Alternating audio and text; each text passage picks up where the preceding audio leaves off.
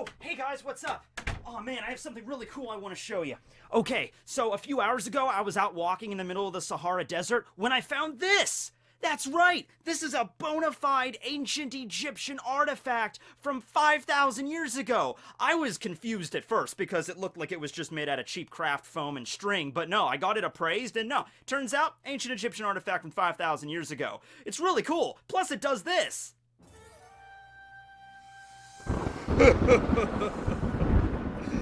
Ah, yes. Finally, I have been given corporeal form. My spirit no longer wanders the land of the dead. I have returned from my 5,000-year-old slumber, reincarnated as a pasty, white nerd apparent. Oh God, what the hell? What did I end up at? Why are there children's playing cards everywhere? Oh man, is he still playing with toys? This is, what is this? This is your bedroom. Why would you cover your bed in the... Okay, no, we're not doing this. I am not taking over the world in this body. It's not happening. Alright, I'm going back to sleep. Later, everybody. Okay, well... that was weird. Anyway, today's video is going to be the last episode of Yu-Gi-Oh! Histories for October. The series continues. I still have motivation to do it, so we're still doing it.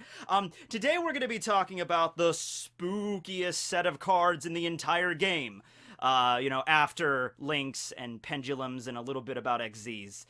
New things are the scariest of all. But no, today we're talking about the Destiny board, or if you're just going old school with it, call it the Ouija board, because that's what it is. And it's funny, because when I first saw the cards, when I was looking through the catalog here, and I see what the cards look like, I didn't immediately think Ouija board. It wasn't until the cards were used in the anime, when Bakura was summoning them against Yugi, and you see the Ouija board appear, and then, like, it moves around the plancha. That's what that thing's called on a Ouija board. That's when I realized, like, oh, that's what the reference is, okay? So they had to obviously omit all of the Ouija board stuff from a US audience and a global audience in general because it deals with things like the occult.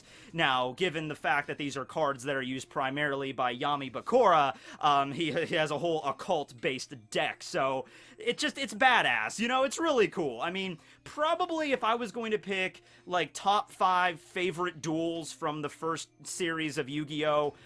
Going from Duelist Kingdom all the way up to Millennium World, the duel between Yugi and Bakura during the first round of the Battle City Finals, that would easily be on the list. That's one of the duels I go back and watch more than any other, because Bakura he's so freaking demented and just spooky. You know, like, if you watch him, even in the 4Kids dub, he manages to get that vibe.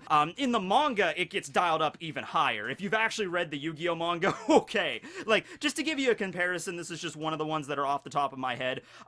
Remember in the anime when Bakura goes to face off against Pegasus to get the Millennium Eye at the end of the Duelist Kingdom arc? In the anime, they fight with ancient Egyptian laser beams, where, like, Pegasus's Millennium Eye and then Bakura's ring, they just fire laser beams at each other, and then Pegasus loses because he was fatigued with his battle with Yugi, and he just takes the Millennium Eye, and it's just off screen. No, in the manga, it doesn't get shown exactly what he does, but in the manga, it's greatly implied that Bakura just runs up and just rips out the fucking eye, and there's blood everywhere all over Pegasus, and then Bakura pulls up this bloody eye, and he's, like, licking it. He's like, you know, it's like almost all together now. Yeah, so he's a really demented kind of guy. So his deck, he goes through a few decks in the series. The first time we actually get prominently, you know, an arc focused around Yami Bakura is during, Season 0, or in the manga, where they do that tabletop RPG thing. And that's also a really good... I wanted to spotlight that, during October, but I just didn't have time, so we're gonna be spotlighting that RPG arc, because that was really cool, too. The ending of, Yu-Gi-Oh! Season 0, and it's also in the manga as well. So we'll go into that. In the first first season of Yu-Gi-Oh, Bakura mostly uses a deck focused around morphing jars and man-eater bugs, flip effects, those kind of cards, that came into existence earlier on in the games. So really just annoying cards, like morphing jar, fiber jar. That would be the kind of crap that, Bakura would have had in that deck. Man-eater bug, Hane, change a heart, that kind of stuff.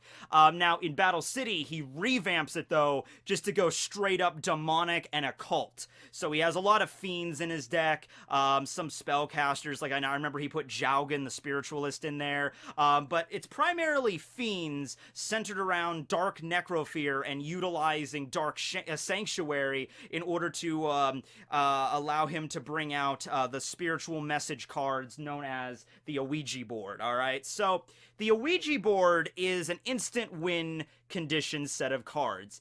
The best way for you to think about this is like a spell and trap variant of Exodia. Not exactly the same thing because the rules are different, whereas with Exodia you have to have all 5 monster cards in your hand in order to declare the instant win. Things are a little bit different with the way it functions for the spell and trap, but I would say it would be worse than Exodia. If you're planning on running a deck that has like that instant win condition, just go with Exodia.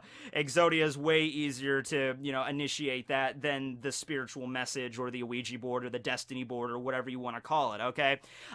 So first off, in order to even get the destiny board active, you first have to draw the first piece. You have to get either it would be D in the Japanese or F in the global. And the reason for that change is because in the original, it was D-E-A-T-H. You have to have all 5 of those cards on the field, and of course, when combined, they spell out... Hold on a second. D-E-A-T... Death. They spell out death. Okay, now, in the Japanese, apparently that was fine, but in, the global, the worldwide release, be like, I don't know, spelling out death, that might be a little bit too intense there. I personally don't see a problem with that because, if the word was murder or kill or mutilate, or granted it would be kind of hard to fit that many words on that many letters on the field, but you know what I mean, like, if it was something like that, I could understand it, but just death, that word alone shouldn't really be that bad. I don't get why they had to change it like that much, and considering the fact that there's other references to like death in the game itself, like I know it's called technically it's like the GY now. It stands for graveyard though, and it was called for graveyard for such a long time. Yeah, you have a space on the field literally called the graveyard where dead monsters go. So, if you're going to have a field space called the Graveyard, I think you could have a card that says Death, and I think you'll be fine, But, anyway, they changed it globally, so it has Final now. So, the first card in the set, either D or F, that's a continuous trap card. The other cards are continuous spells. So the first thing you gotta do in order to initiate the instant win condition is you gotta play the continuous trap card Destiny board or Ouija board. That's what starts everything off. This in and of itself might be a difficult thing to accomplish because traps are rather slow, so you gotta set the Destiny board on the field and then hope your opponent doesn't destroy it with another spell or a trap or a monster effect or something. But if you manage to get through that first hurdle and you activate the Destiny board, this is when you make your play. So, I will give it to it. It's different from Exodia in the sense that you can actually take spirit message cards from your deck or your hand and play them immediately on the field. It's not like you have to have each spirit message card in your hand already when you activate it. So, at the end of every one of your opponent's end phases... That was redundant, but during your opponent's end phase, you can play another spirit message card from either your hand or your deck right to the field in the proper order. So in the Japanese, it would be you play the continuous trap card, which would be D, and then your first opponent's end phase, it would be E, and then the second would be A, third would be T, fourth would be H. And then when you have all of them on the field, which in turn would occupy all 5 of your spell and trap card slots, which is another negative, downside of this, then you can win the duel. Alright? Now, at first, you could see a lot of problems with this. All your opponent really has to do is throw a Mystical Space Typhoon out and just destroy one of them, and then you can't complete the message. Are there cards that allow you to get spells and traps out of your graveyard and back into your hand and back into your deck? Sure. Yeah, there are. it just seems like you're balancing a lot of cards here. You know, it's like, okay, I gotta have all 5 of the spirit message cards, plus I have to have other cards in order to protect it, but I have to be careful because I can't have all of them occupied at once, because this actually was something that was brought up in the anime, because Bakura had the Dark Door spell card on the field, and Yugi, after learning about what he was trying to do with the Destiny board, Yugi was like, aha, Bakura, you already have your Dark Door in play, so that means you won't be able to fit all 5 spirit message cards on the field.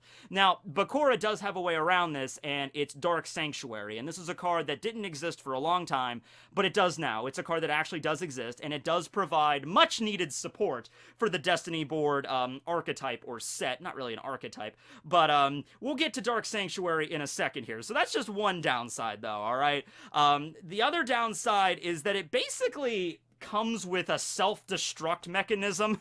And how this works is, think of it like a line of dominoes. If one of them falls, they all fall. So let's go through a hypothetical scenario here. Let's say you get really lucky with this. You draw the first card, the Destiny board. Let's say you get it on your first turn. You manage to draw the D on your first turn. You set it, you get it out there, your opponent does anything to destroy it. Maybe they activate an effect or something during their next turn. You can chain link it so you can get your D up on the field. You can chain it. Get it, chain. It's a card chain. You see what I did? See what I did with the chain and the card? Okay. But yeah, so you got the Destiny board activated, and then your opponent doesn't have anything to destroy it. You know, they just don't, you're getting really unlucky with getting draws. They don't have any effects or any spells or traps that can get rid of it. So, you know, 2-3 turns go by. You manage to get the E and the A and the T, and everything's good, and it's like, yeah, man, I'm freaking doing it. And then all of a sudden your opponent draws a Mystical Space Typhoon, or just anything that can destroy magic or trap cards, and they throw that out there, and they destroy one of these, they all go. Yep, they're all gone. Just domino effect. It's like, I use MST to destroy Spirit Message A, then D, E, and T, they're all gone too. They all get sent to the graveyard immediately. See, so that's kind of a problem. Yeah, that's the downside. All right, so with that being said, I would say still, like, Exodia is better, because at least Exodia, I mean, there are cards your opponent can use to get, you know, you to discard your hand or remove cards from your hand, but these things, it's very risky. Having all of them out on the field and just one of them falls means that they all fall, and then also it gunks up your magic and trap zones, so you really can't use them as much. Yeah, it's really hard to use this, you know, strategy without including Dark Sanctuary, and even with Dark Sanctuary, it's not easy. Who's that monster card? It's Dark Necrofear!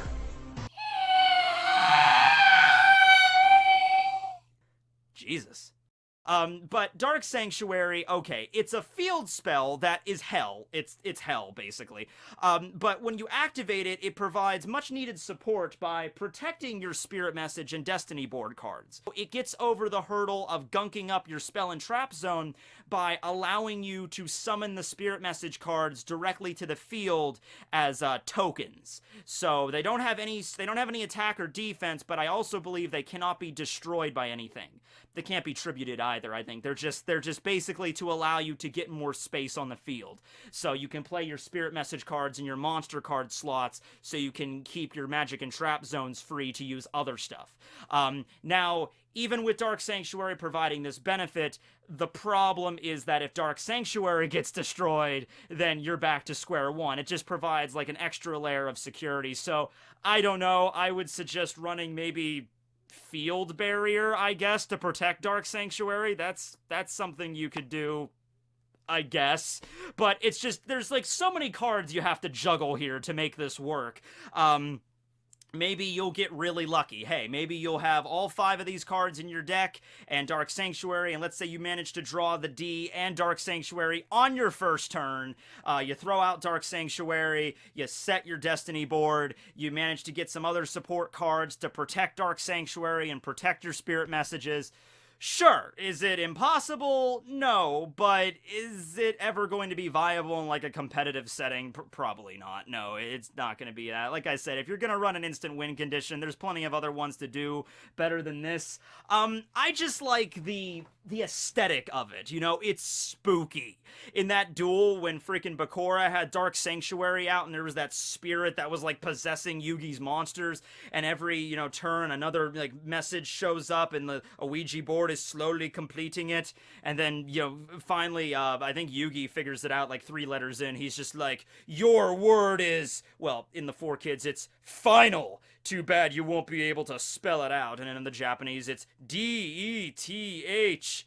Wait, I think I misspelled death there. Apparently I don't know how it's spelled. Okay, yeah, D-E-A-T-H. So, yeah, I mean, I like it. It's cool.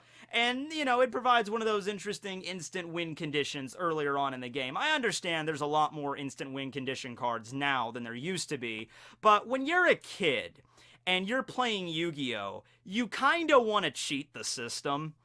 Am I the only one that thought that? Like, you're playing Yu-Gi-Oh! As a little kid, you know, and you're like, I need to figure out a way to get that instant win condition. I need to get my hands on Exodia. I need to get my hands on the Destiny board.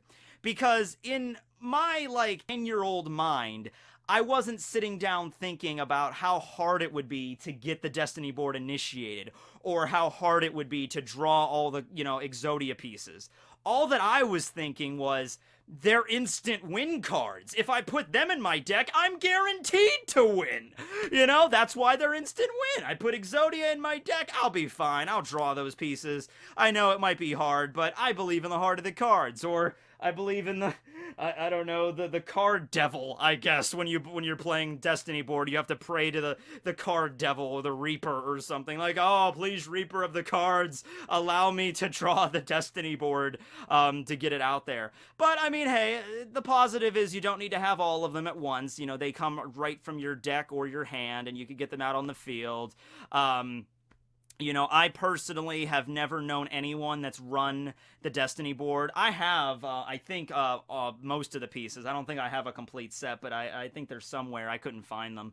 And in fact, I do have an Ouija board, too. I used it when I did my censored cards video. I did a whole section on the Destiny board in that video as well. Couldn't seem to find that, so that's actually a little bit disconcerting, that my Ouija board and my Destiny board cards seem to have just vanished. I'm gonna wake up in the middle of the night tonight and just, like, there's an eerie glow coming from my kitchen and the Ouija board is there, but, like, there's candles lit everywhere and the cards are there. I'm like, oh no, I didn't mean to, I'm sorry! And, yeah, that's how it goes about, but, right. Oh man, I just thought of something like, that would make, like, something really cool for, like, a psychological horror movie.